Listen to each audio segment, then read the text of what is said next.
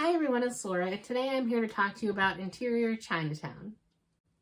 So this book was not on my radar until I watched a video. I believe it was her March wrap-up. Katie Colson had mentioned it and really raved about it. And when I looked, it was immediately available for borrowing on Libby, and it was only about 4 hours for an audiobook, so I figured, why not? I'll give it a shot. And it was a very bizarre book. And I don't know if I am the type of person that can fully enjoy this book for what it is. I love fantasy worlds, but at my heart, I'm more of a math science person with very straightforward, logical thinking. I don't understand I enjoy creating things and have always loved arts and crafts. I was always the person that, while I wanted to be able to draw and like to draw, I could never just doodle random stuff. I always end up with, if you asked me to draw a picture from my head, I would always just draw a house, a sun, and the same stick figure.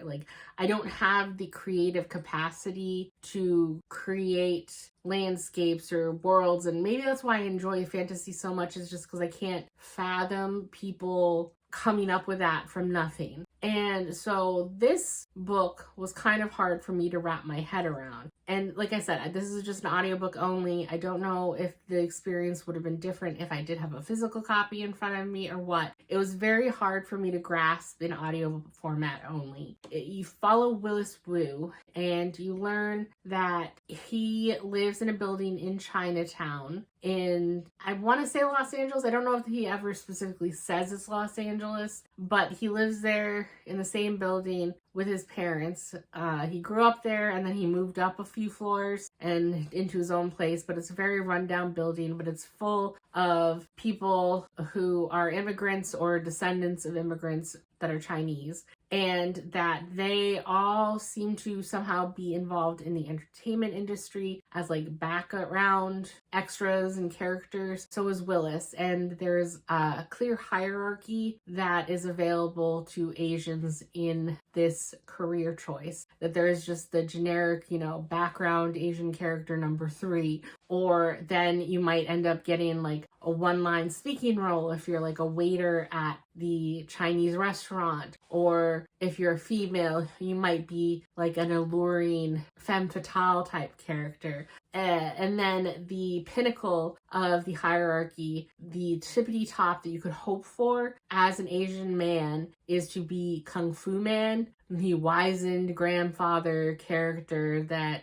has the moves to back it up. And so that is the goal that Willis is shooting for. And his father had eventually become Kung Fu Man. And so he wanted to become Kung Fu Man as well. But both his parents wanted more for him. And part of what throws me for such a loop is that this book is almost portrayed as kind of like a screenplay where it's given directions and you're in a scene. The show that he's predominantly a background character on is called Black and White, and it's about a police detective type story, a la, the Law and Order or something, where you follow 2 detectives, and it's this white female and this black male detective, and so Black and White. And then there's an occasional assisting Asian female who is another recurring character on the show, and she kind of blew the mold out of the water for getting as much billing as she does in the show. But so these characters, I forget what their names are, but the detectives will be talking and they'll be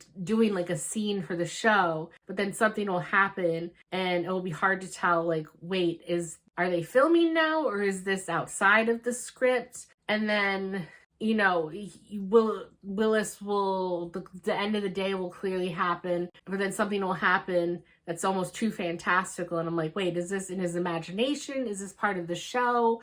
And then there seems to be some fourth wall breaks, because you think all right, this is his unusual internal monologue going on that you're following, kind of, his unique mental structure or something. And at one point, because this is following kind of parts of his life, he does meet a woman that he ends up having a romance with, and he's like, set the scene, and like, we're gonna go on our first date, and then she like looks up and says, oh, are we doing that now? And so she seems to be aware of the overarching like screenplay structure of the thing, and it's hard for, like I said, it's hard for me to follow.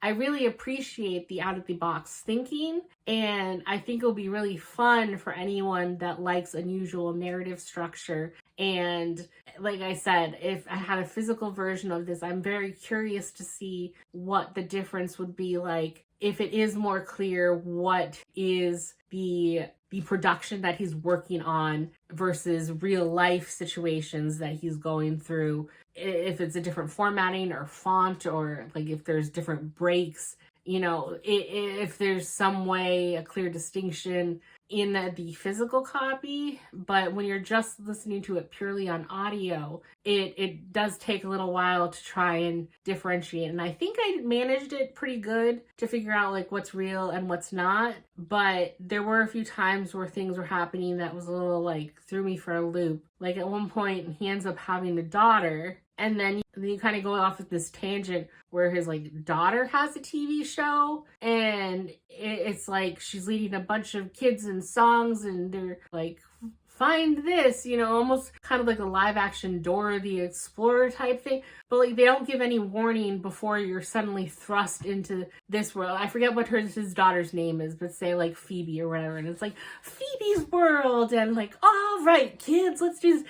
And I'm just like, wait, what's going on? Because I'm used to being in Willis's mind, and like, what is this Phoebe's mind? Like, I'll have to look up her name and put up her actual name here. But like, did we somehow transport into her mind? Or like, I don't quite know. So it was a short book, like I said. I did enjoy it as much as I think I possibly can. And I do think that it does bring up a lot of the importance of representation in media, and how, you know, his life goal was being Kung Fu Man. And even that, when you find out more about it and like what's become of his father, it didn't seem like too big a goal, and that it didn't seem like he'd be rewarded a lot for reaching that goal eventually, and that is that truly the best he could hope for.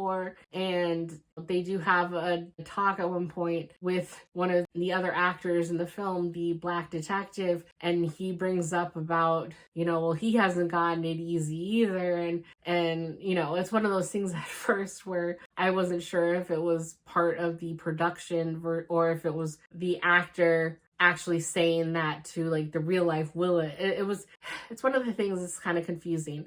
But I did think it was a wild ride, and I am very happy that I gave it a shot. And apparently, I didn't realize that at the time, although looking back afterwards at Katie Coulson, she did mention it, but I had forgotten that by the time I picked this up, that this apparently has been made into a TV show. And so I would be curious to see an episode or two of that and see how, because I honestly can't even imagine how they translated this into an actual show. But if you're into weird or unusual books, or you have more flexibility or creativity in how you think, I would highly suggest this book for you. I think that you could get more out of it than I could. And I don't know how much I would personally seek out books like this in the future, but I think occasionally throwing something like that in the mix would definitely keep me on my toes and make me use all my mental faculties. So